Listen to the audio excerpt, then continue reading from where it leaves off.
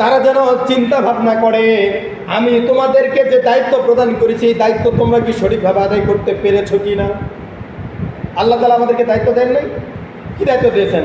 সকালবেলা উঠবো 8টার সময়, গোসল করব, বউ রান্নাবাড়ি করছে, খাওয়া দাওয়া করে সাইকেল নিয়ে মাঠটান বাজারে, আবার সন্ধ্যাবেলা আসবো, আসে আবার খাওয়া দাওয়া করে দোকানে একটু আড্ডা দিয়ে ঘুমায় যাবো, আবার সকাল 8টায় উঠবো। এই দায়িত্ব দিয়েছেন? এই দায়িত্ব দিয়েছেন? এই দায়িত্বই তো আল্লাহ তাআলা দিয়েছেন। তা না হলে মসজিদে আমরা কেন মুসল্লি পাই না? মসজিদে কেন আমরা অগ্রসর হই না? ফজরের সময় হয়ে যায় আমরা নামাজ আদায় করি না, জোহরের সময় নামাজ আদায় করি না, কেন? কারণটা কি? তাআলা বলেন ওয়া ইলাল আরদি কাইফা সুতিহাত, চিন্তা ভাবনা করে দেখো, বলো তো এই পৃথিবীতে আমি যা কিছু বিস্তীর্ণ করে দিয়েছি এর মধ্যে কোনো ভুল আছে কিনা, এর মধ্যে কোনো কিছু দ্বিধাদ্বন্দ্ব তোমাদের জন্য আছে কিনা। অতএব তুমি এমন কি নিয়ামত পেয়েছ যার কারণে আমার আনুগত্য করতে, আমার আদর্শ মানতে, আমার রসুলের আনুগত্য করতে, আমার রসুলের আদর্শ মানতে, আমার হুকুম মানতে তুমি দ্বিধাবোধ করো? কিসে তোমাকে বিরত রাখলো যে আসরের আজান হয়ে গেল তুমি নামাজে উপস্থিত হলে না, জোহরের আজান হয়ে গেল তুমি নামাজে উপস্থিত হলে না, মাগরিবের ওয়াক্ত হয়ে গেল তুমি মসজিদে উপস্থিত হলে না? কিসের কারণে বলো? তুমি প্রমাণ করতে পারবে? কখনোই নয়। কারণ আমি আল্লাহ তাআলার দুনিয়াতে যা কিছু আছে সমস্ত কিছু কার। অতএব আমাকে কিসে বাধা প্রদান করতেছেন? আমাদের সময় কিসে প্রদান করতেছে? কোরআন তেলাওয়াতে কিসে বাধা প্রদান করতেছে? বলেন যে ঠিক কিনা? আমরা কি বলতে পারবো? জবাব দিতে পারবো? কখনোই নয়। আল্লাহ রাব্বুল আলামিন বলেন ফাযাক্কির ইন্নামা আনতা মুযাক্কির, অতএব হে রাসূল আপনি তাদেরকে এই বিষয়গুলো দিয়ে উপদেশ দিতে থাকুন এবং তারা যেন চিন্তা ভাবনা করে আমি তোমাদেরকে যে দায়িত্ব প্রদান করেছি এই দায়িত্ব তোমরা কি সঠিকভাবে আদায় করতে পেরেছো কি না। আল্লাহ তাআলা আমাদেরকে দায়িত্ব দেন নাই? কি দায়িত্ব দিয়েছেন? সকালবেলা উঠবো 8টার সময়, গোসল করব, বউ রান্নাবাড়ি করছে, খাওয়া দাওয়া করে সাইকেল নিয়ে মাঠটান বাজারে, আবার সন্ধ্যাবেলা আসবো, আসে আবার খাওয়া দাওয়া করে দোকানে একটু আড্ডা দিয়ে ঘুমায় যাবো, আবার সকাল 8টায় উঠবো। এই দায়িত্ব দিয়েছেন? এই দায়িত্ব দিয়েছেন? এই দায়িত্বই তো আল্লাহ তাআলা দিয়েছেন। তা না হলে মসজিদে আমরা কেন মুসল্লি পাই না? মসজিদে কেন আমরা অগ্রসর হই না? ফজরের সময় হয়ে যায় আমরা নামাজ আদায় করি না, জোহরের সময় নামাজ আদায় করি না, কেন? কারণটা কি? সম্মানিত ভাইরা আমার, একটু চিন্তা করবেন, গবেষণা করবেন। আল্লাহ তাআলা কোরআনের প্রতিটা অক্ষরগুলোকে গবেষণা করার জন্য উন্মুক্ত করে দিয়েছেন। বলুন সুবহানাল্লাহ।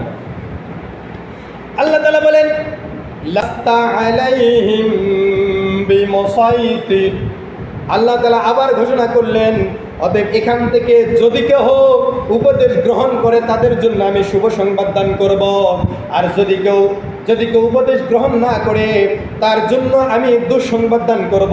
এই কারণে আমি রাসূলকে কখনো জবাবদিহিতার কাঠগড়ায় দাঁড়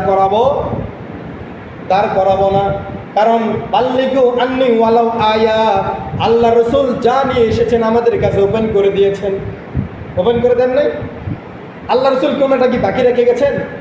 আপনি কিভাবে সন্তান গ্রহণ করবেন, কিভাবে স্ত্রীর সঙ্গে চলাফেরা করবেন, সমস্ত কিছু পুঙ্খানুপুঙ্খে আল্লাহ রাসূল আমাদের জন্য ওপেন করে দিয়েছেন। বলুন সুবহানাল্লাহ। আল্লাহ তাআলা বলেন ইল্লা মান তাওয়াল্লা ওয়া কাফার, অতএব যে ব্যক্তি এই উপদেশগুলো মেনে নেয় আর যে ব্যক্তি উপদেশগুলো মেনে না নেয়, অমান্য করে, এই বিষয়টি দুইজনের কাছে দুই রকম। দুইজনের কাছে দুই রকম। যে মানবে তার জন্য ভালো, আর যে মানবে না তার জন্য মন্দ। বিধান দিয়েছেন কে? বিধান কে দিয়েছেন? আল্লাহ তাআলা দিয়েছেন। আপনার আমার কথা এখানে নয়, স্বয়ং কোরআনের মধ্যে, কোরআনুল কারীমের সূরাতুল গাশিয়ার মধ্যে আল্লাহ তাআলা এই কথাগুলো বলেছেন। বিশ্বাস না হলে বাসায় গিয়ে কোরআন খুলে দেখবেন, না হলে মোবাইলে সার্চ দিয়ে বের করে দেখবেন, অনুবাদগুলো এরকম আসানা পরিবর্তন করেছে। আল্লাহ তাআলা বলেন ইল্লা মান তাওয়াল্লা ওয়া কাফার ফায়ুআযযিবুহুল্লাহুল আযাবাল আকবার। শুধু তাই নয়, আল্লাহ তাআলা এই ব্যক্তিগুলোকে ওই বিভীষিকাময় জাহান্নামের মধ্যে নিয়োজিত করাবেন যারা আল্লাহর আদেশগুলো মানবে না তাদের জন্য। তাহলে যারা আল্লাহর আদেশগুলো মানবে না তাদের জন্য আল্লাহ রাব্বুল আলামিন জাহান্নামের বিভীষিকাময় হিসাবগুলো আল্লাহ তাআলা তঙ্গে তঙ্গে রেখেছেন, শুধু অপেক্ষা মৃত্যুর জন্য। কিসের জন্য অপেক্ষা? মৃত্যুর জন্য অপেক্ষা, মৃত্যুবরণ করার পরে আল্লাহ তাআলা ওই জায়গায় আপনাকে প্রবেশ করায় দেবেন। যদিও আমরা কবরের মধ্যে রেখে আসি, কিন্তু আসলে সে কবরের মধ্যে আর থাকবে না, সেই জায়গা মতো চলে যাবে, ঠিক কিনা? আল্লাহ তাআলা শেষে বলেন, ইন্না ইলাইনা ইয়াবাহুম, আর এই সকল অপরাধীদেরকে আমি আল্লাহ রাব্বুল আলামিন আমার কাছে প্রত্যাবর্তন করাবো। কাকে করাবেন?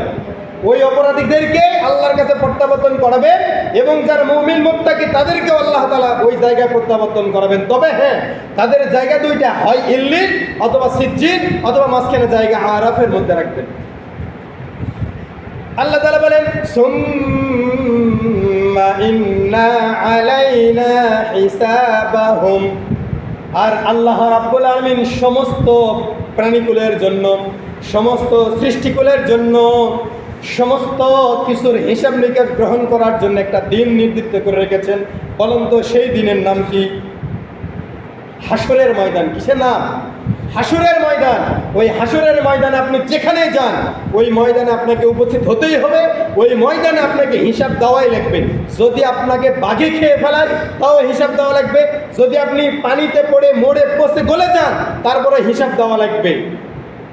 আপনাকে যদি কবরে দেওয়া হয়, তারপরেও হিসাব দেওয়াই লাগবে। হিসাব থেকে রেহাই পাওয়ার কোনো সুযোগ কোনো আদম সন্তানের নাই। অতএব আসুন, আল্লাহ রাব্বুল আলামিন আমাদেরকে আল্লাহ তাআলার পথে পরিচালিত হওয়ার জন্য যেন আমরা চেষ্টা করতে পারি, আহাল পরিবারকে সেই পথে পরিচালনা করার জন্য আমরা যেন চেষ্টা করি। আল্লাহ রাব্বুল আলামিন আমাদের সবাইকে আল্লাহ তাআলা হুকুম হাকামগুলো মানা এবং সেই মোতাবেক জীবন পরিচালনা করার জন্য তৌফিক দান করেন। আমরা সকলে বলি আল্লাহুম্মা আমিন।